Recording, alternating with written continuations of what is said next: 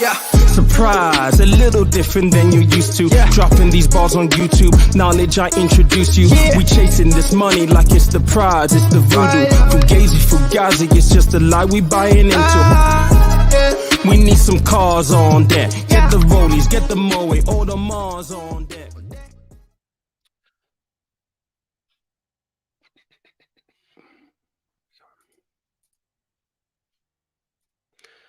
There we go. Right, finally got here. Thank you guys for joining me this evening. We're going to do a really quick live this evening, and apologies for not doing anything yesterday. I didn't quite anticipate how much my schedule was going to change. I ended up filming for a show that I was a guest on for ITV, so that pretty much took out all of my day yesterday. So apologies. So this one's a little earlier. I normally don't do a live on a Wednesday because I didn't do anything yesterday. I thought today would be fitting. And actually, we have inflation numbers out today as well. So we're going to talk specifically about that. Now, there is a poll in the chat section here. I'm asking you what your thoughts are. What do you think about the new inflation data? Inflation has fallen to 6.8%. So this is what, the second time we're seeing, well, third time now that we're seeing inflation fall consecutively. But is it good? Is it bad? Or are you indifferent to it now? We're going to talk a little bit about some of the factors that have led into the inflation number falling. But more importantly, it can never just be good news. There's still bad news somehow in this picture. And that's what I really want to talk about in this video, because it feels as though where we are right now, because of the reasons or other factors that have come into play that were reported yesterday in the mainstream media, means that our interest rate forecast, which we thought was going to be a lot less than it was previously, has now reversed, and we're back to where we were like literally a month or so ago. So we're going to dissect the entire thing. I'm going to cover as much as I possibly can within the next 35 minutes. I know that there is a question here from Vishal. I'm going to get to that in a moment, my friend. And thank you again for the super chat as well. But let's have a little talk about the fact that we essentially have inflation at 6.8%, but somehow this is still bad news. You know what? I forgot to actually load something in. So this is how unorganized I've been, because it's just been a manic day just trying to catch up with stuff with that I missed out yesterday, because the schedule yesterday just went out the window. It was just, it just went out the window. I got back really, really late. It was pretty much a 12-hour day yesterday. So, all right, here we are. So let's go to a really, really nice video spot. And actually, I do need my headphones for this because there's some commentary on Channel 4. And I want to talk you through the elements of it, because there are some really, really strong points. And then from that point onwards, we're going to go and have a look at the forecast that we've been tracking since the beginning of this year. Then we'll talk about what's happening with interest rates, so on and so forth. But this is a very nice prelude into all of that. So let's just get this up and running here. And let's go. Now, new official figures show that wage increases have hit a record level. Here's what the numbers from the Office for National Statistics say. This graph shows regular pay going back to 2001, when the ONS started measuring in this way. It shows wages, not including bonuses. Now, looking at the blue line, you can see that after a long period of relatively stable growth, the annual rate of increase has soared and now stands at a record 7.8%. But employees aren't feeling that benefit in their pocket because of inflation, and we get new figures for that tomorrow. But this yellow line shows what happens when the ONS adjusts regular pay to factor in the rising price of goods, including housing. Tiny growth of just 0.1% this year, after almost 2 years of decline. Now, this is really, really important what they're mentioning there. So yes, inflation has come down from 7.9 to 6.8 as of today. But one of the main factors that they're talking about that is not a positive in this equation is, well, there are two things actually, to be fair, and let's take them one by one. First and foremost, we might be at 6.8%, but it's still significantly higher than the 2% target that the Bank of England basically puts us at, right? 2% is the target. We're almost at 7%. 6.8. But what we have seen is we've seen wage growth, and that wage growth has been through people, I guess, protesting, people just naturally getting pay rises because of the cost of living crisis, people demanding higher pay. An element that feeds into this as well is the fact that we have unemployment numbers have gone up. It's gone up from 4% to 4.2%. So there's less skilled labor in the marketplace, which is pushing up wages anyway.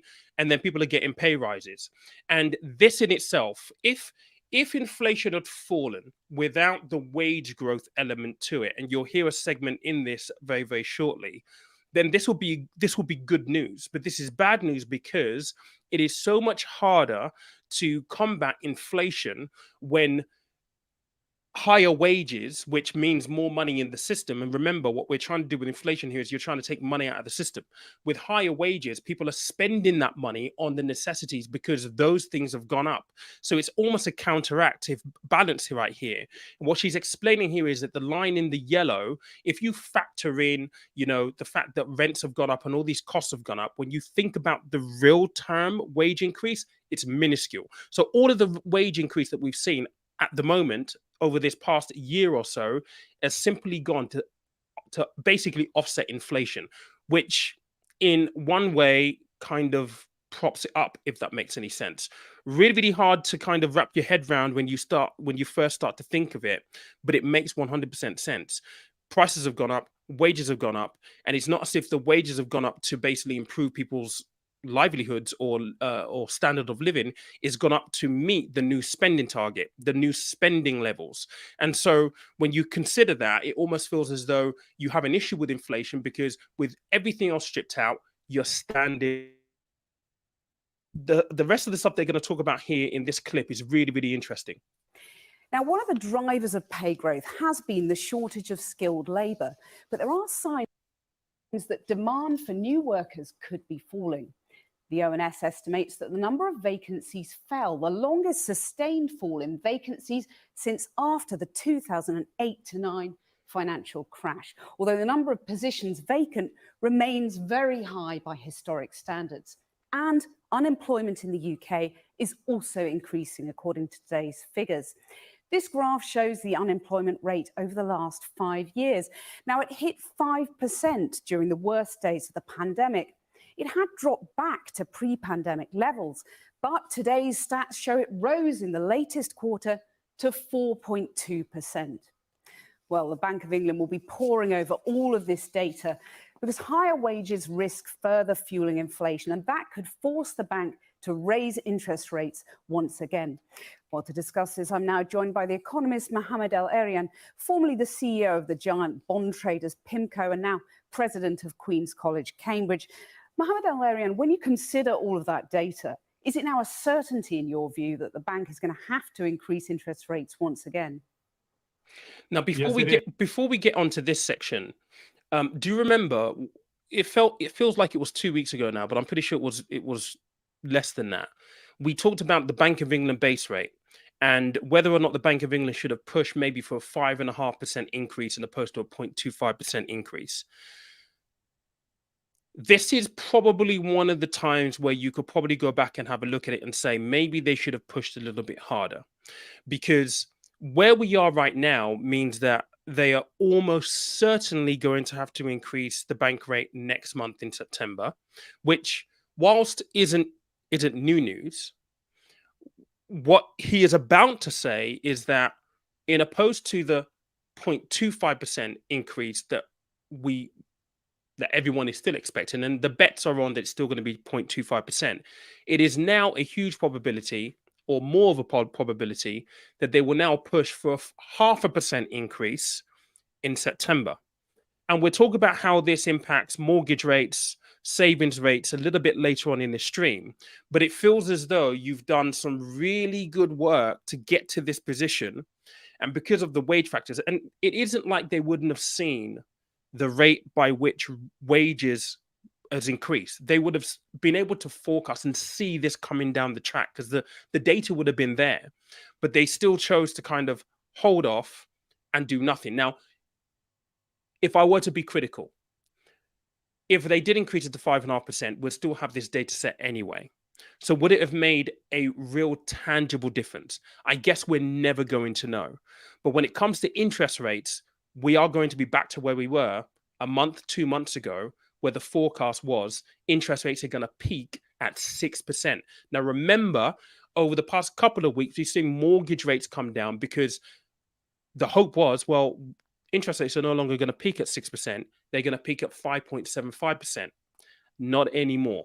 Listen to what this guy It has to is. say. And the only question is, will it increase it by 1/4 percentage points or 0.5 percentage points? I think it'll be 1/4 percentage point, but the market thinks there's about a 30% probability it could be 0.5 percentage point. And perhaps more than one increase over the next few weeks and months. Correct. So if you look at market pricing, which has changed significantly on account of the data you just presented, the markets now expect that the Bank of England's base rate, which is now at 5.25%, could go as high as 6%. That will reverse the last week's decline in mortgage rates and put more pressure on households, of course. And I'll come. So let me just come in here. Let me just go full screen. Okay, look, this is really, really important. I'm still getting people asking me, what should I do? Should I wait? Should I act now? And I've been saying this whole time, be proactive.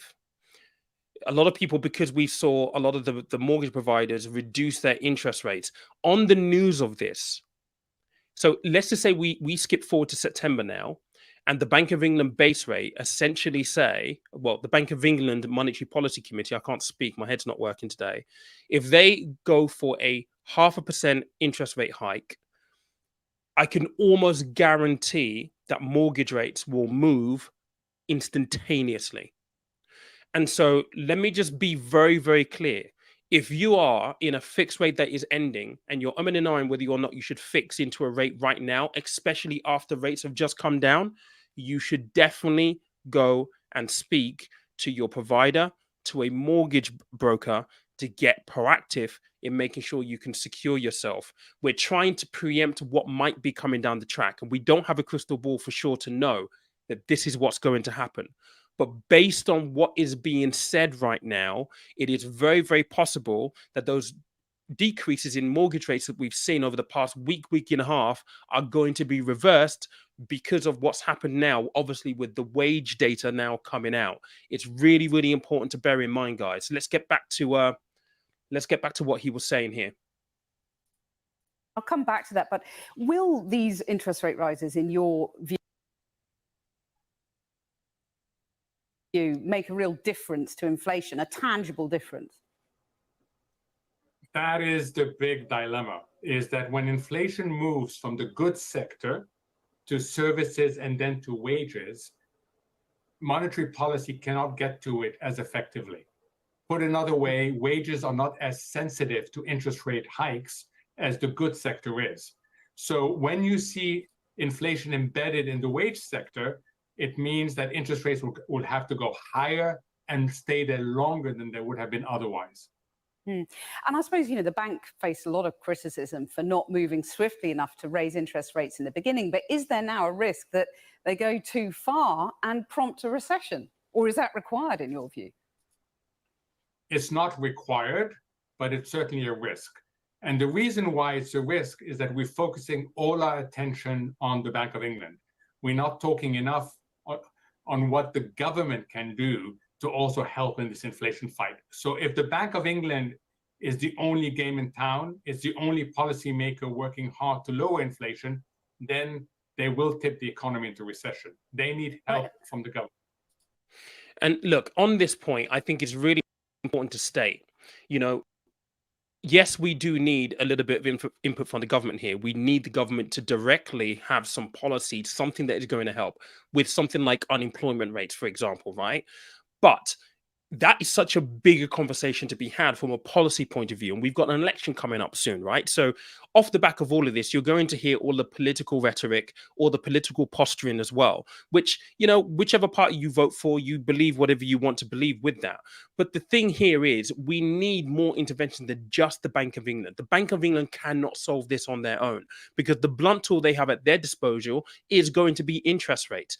And in terms of what we've heard from the government, I made a video on here where we did live, maybe it was 4 months ago or so, where Jeremy Hunt was asked specifically, would you support the Bank of England pushing interest rates to the extent where it caused a recession? And he unequivocally said yes.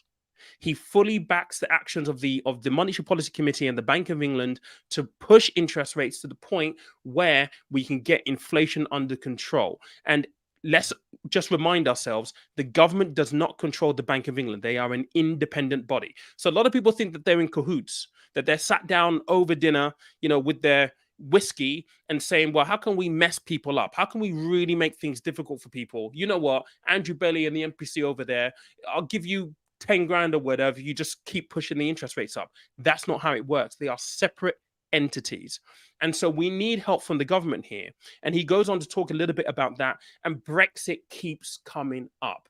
Again, this is not a political channel or anything like that, but politics directly impacts our monetary policy. It directly impacts interest rates. It directly impacts the decisions and the things that we have to deal with as consumers when it comes to our own personal finances. So let's just get back to what he was talking about here, because he makes some very, very good points from here on out. Well, what can and should the government do, in your view? And is there a real possibility that people will start feeling better off in time for an election expected next year, or not? So what the government should do is help on the supply side. Even if you look at today's numbers, there's a very large portion of our society that is inactive. People who are sick, people who are outside the labor market. If they came in, that would enhance supply. There's other steps that the government should take and can take to enhance supply. If it doesn't, then the only way to bring inflation down is through a recession. And there's a risk that it goes into the next election with the average person having been hit first by prices going up much higher than their wages, and then second by income insecurity. So what are those other measures that you thought the government should take to enhance supply that you just alluded to there? Great question. It basically addresses a long-term problem we've had, which is productivity. Our productivity has lagged. Our responsiveness to higher prices has lagged on the supply side, which means that when you get inflation, you end up crushing demand rather than solving it through the supply side. Now, there's lots of things they can do. Admittedly, it doesn't have an immediate effect, but if the market sees that the supply side is getting more flexible, then it will not push interest rate as high as it would otherwise. And in your view, these problems that we've been talking about, is there a kind of particularly British aspect to all of this? And if so, why? There's three particular British aspects, and that's why our inflation rate is much higher than other G7 economies. One is that we have what's called real wage resistance. We tend to resist an erosion in our real purchasing power much more than elsewhere. Two, we have redefined our external relations in such a way as to make our supply chains less flexible. So you mean Brexit there? The goods coming from the rest of the world are more costly than they would have been otherwise, and that's because of Brexit. And then third, we've had a long-term productivity problem. And that's why the Bank of England's challenge is considerably higher than that of the Federal Reserve in the US or the European Central Bank. Fascinating. Some really good points he's making there, really. I mean, look, many of you may be watching this, and I'm looking at the results of the poll right now. Let me just end it to see what you guys are actually saying. Actually, let me give it a couple more minutes. If you've just joined, there is a poll in the chat asking you, what do you think about the fact that inflation has fallen today to 6.8%? Do you think it's good news? Do you think it's bad news? Do you think it's indifferent? I'll give you guys maybe a couple more minutes just to vote. Please vote. I would love to get your opinions on this. Then I'll end the poll, and then share, and we can discuss a little bit more. But before we do that, let's actually let's have a look. Let's remind ourselves of the forecast. And bear in mind, guys, we have about 85 people on here at the moment. We've got our likes at 20. If we can double those to 40, that will be amazing. It just means that other people who may need to hear what we're talking about will also get recommended this video after I finish this live. The algorithm simply shares it so that they can also benefit from this as well. So if you can do that for me, that will be absolutely amazing. Now let's remind ourselves of what our targets were or are currently, and I'm sure that they've actually adjusted. I've not had time to actually have another look at these prior to actually coming live. But let's, I'm just going to share this screen with you right here. Now, which tab is it? As usual, I've got tons and tons of tabs open. So bear with me just one moment whilst I find the right one. It's this one. Okay. So we use this chart all the time. This is data pulled from the Office of National Statistics via Trading Economics. And this really just has a look at the inflation rate, right? So the actual right now, as of today, is 6.8%. In Q3, we're expecting it to be 5.8. So we got 1% to go. Now, in the last live that I did where I kind of talked through all of these numbers, I was running this comparison in relation to where we want interest rates to be if all of these numbers are correct. Now, it looks like we're on track because we're not at the end of Q3 just yet. So we could see a further 1% reduction in inflation. But the question is now, and this is the problem with wage increases, the fear now is that the peak for interest rates is no longer 5.75, it's 6%. Again, taking us back to where we were 2-3 months ago, which basically piles on more pressure on people who have mortgages, on renters, and generally makes it more expensive for us to live, exacerbating that in the feeling and the how we feel inflation in our own personal finances, right? So Q3, 5.8, we could potentially get there. Q4, 3.9, potentially we can get there. We're going to get the 2% target or within that target within Q1 24 and Q2 2024. What I think is going to significantly change here is this number right here, 5.75%. This is back at 6%, which is going to be problematic for people with mortgages. And potentially, if things still don't go right and we don't get any government policy interventions around the unemployment number, and by the way, this is the unemployment number, 4.2% right now. It was 4%, up 4.2%. Now, look at the forecast. This is forecast to get worse. Q4, 4.4%. Q1 2024, 4.4%. Q2, 4.7%. And it becomes so much more difficult to combat inflation effectively when you have less people actually working. So this is the conundrum that we find ourselves in right now. And it feels as though we have to put faith in our politicians and the good folks at the Bank of England, Monetary Policy Committee. Are they going to get this right? Your guess is as good as mine. I mean, it's crazy how things work, right? I mean, just taking this away from there are clearly two different worlds here, and it's staggering that in an environment where we're still having this kind of trouble. You know, you look at the football window, and I literally posted on Instagram the other week saying the world has gone mad. I mean, Neymar to Al Hilal in Saudi Arabia, 2.5 million a week. It's bonkers. 300 million in 2 years. The world is gone absolutely mad. It's gone crazy. It's gone mad. And so these are the issues that we as ordinary people have to deal with. Let me just end this poll and see what you guys are saying. What is the final verdict on the poll? So 41% of you at this stage are indifferent to this now. And you know what? I don't blame you, because we've been speaking about this for such a long time. And it feels as though every time we get to that point where it gets better, we're taking 2 steps backwards all over again.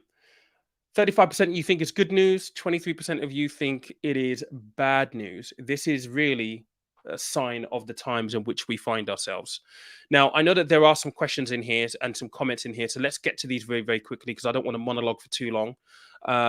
There is a question here from Vishal. Thank you for the super chat, my friend. Thank you very, very much. So long term, I want to max out my ISA allowance every year, but but as I can only deposit £20,000 a year, I don't know what to do with the rest of my inheritance. Right? There are different vehicles that you can look at after, but beyond your ISA allowance. Obviously, your ISA allowance is 20k. It depends on how much you have, mate. So there are different vehicles you can have a look at. There'll be other factors of understanding, right? What's your general goal for your inheritance? What do you need it to do? What is the plan? Listen, mate, message me on Instagram. We could probably get a bit more. I can get a bit more information and maybe point you in the right direction. There's tons of things you can do, mate. I mean, simply you go put it into a general investment account and feed it into your ISA every year. That means you've got to wait. But there are other vehicles that you could potentially go down as well. That will give you some tax relief if tax relief is what you're looking for. But we have a saying, don't let the tax tail wag the dog. So you might be looking at tax efficiency being your most important priority, but is it the right thing to do? Sometimes it is, sometimes it isn't. So if you message me, mate, I can give you a bit more broader context, but I need to ask you a few more questions that obviously I can't do here in the chat on YouTube. So message me on Instagram and we can get into some of the detail there.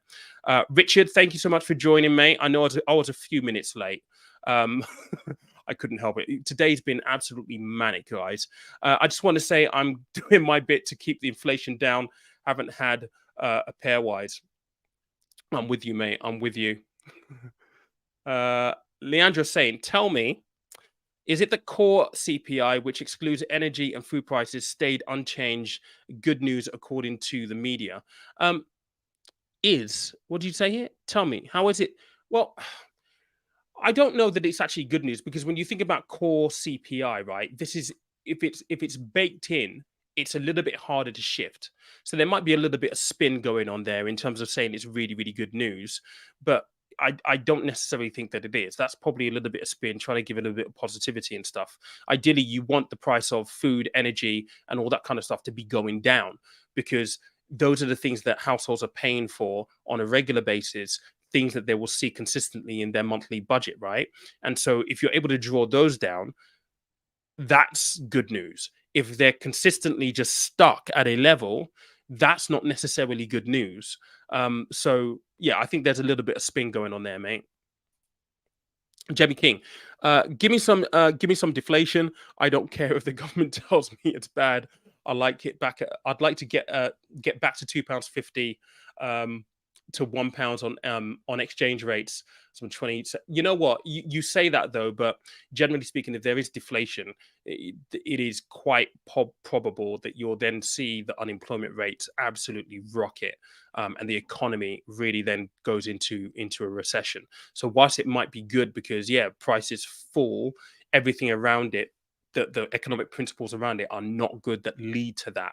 And so it might be good for some, but it's not a good place to be.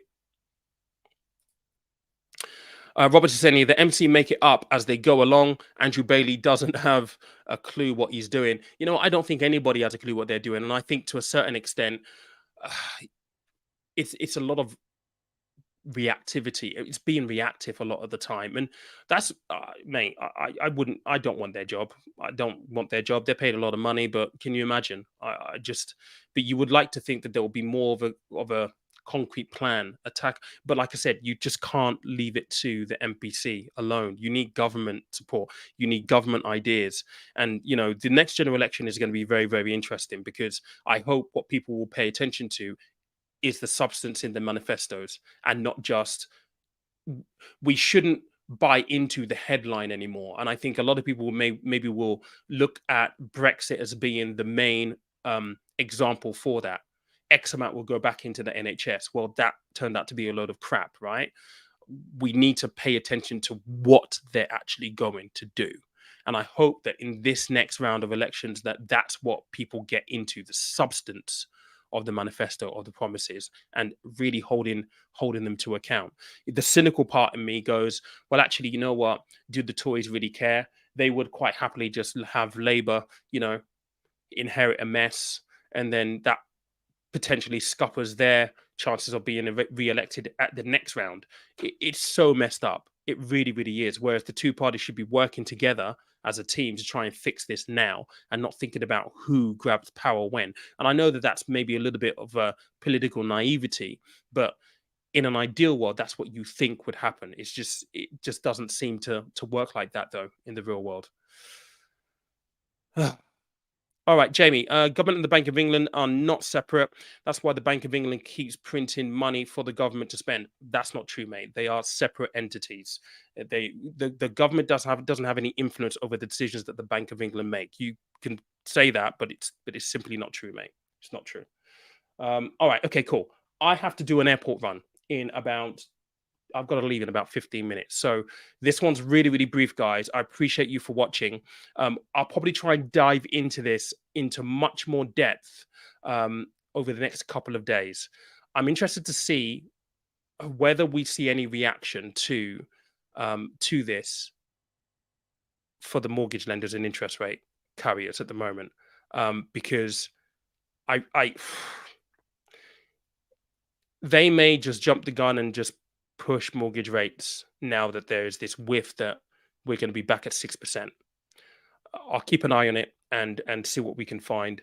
But thank you so much for watching. Again, if you haven't smashed the like button, please consider doing so.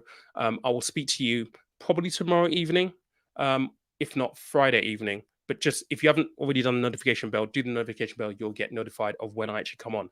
But cheers, guys. Thank you so much.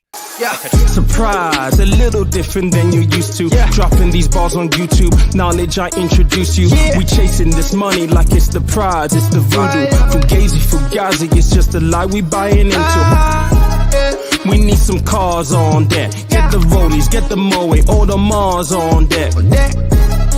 We got the traders, got the picture with the Bentley in Dubai. Are you dripping in designer looking fly? On the bombardier, sipping on the wine. Broke man, we broke. Where's the fun in being broke? Stocks and bonds get you yo. That's what I'm teaching these folks. I see that smoke, see them choke. Getting coke while I'm researching these stocks. Buying coke. 20 months on the channel, million people taking note. I got a warrant for Buffet. I'm coming for his vote.